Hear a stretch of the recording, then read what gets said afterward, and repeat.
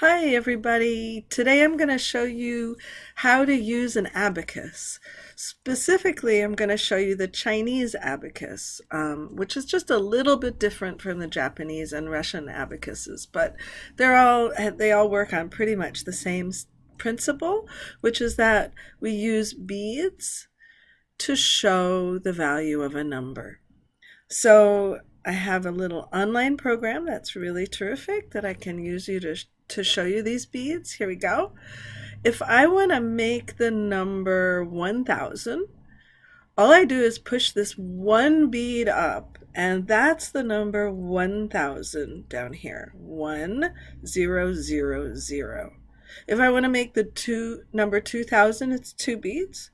And I can make the number 2324, like that. Two beats for 2000, three beats for 300, and then 24. If I want to make a number higher than 4, so like the number 5, I'm going to use a bead on this rack here. So if I push a bead like that to the bar here, it's worth 5.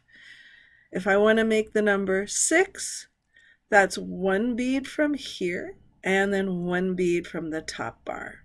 If I want to make the number 7, that's a 5 and 2. Here's the number 8. So here's 2,876. The abacus is a really fast tool, faster even than a calculator.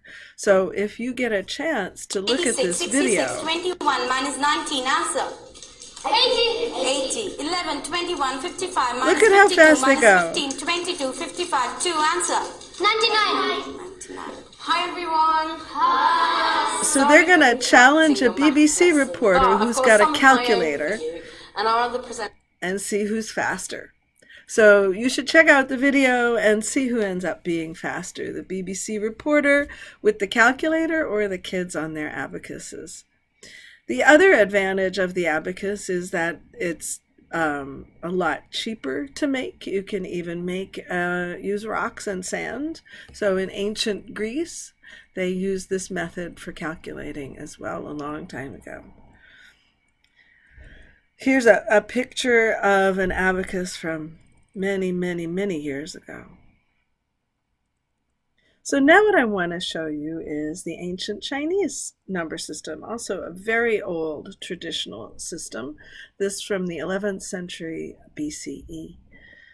They don't use this system anymore, but if you are Chinese, you will recognize the symbols which are still used. So to make a number, the Chinese system was multiplicative system. So what that means is to make the number 5,678, you have to realize that 5,000 is 5 times 1,000, right?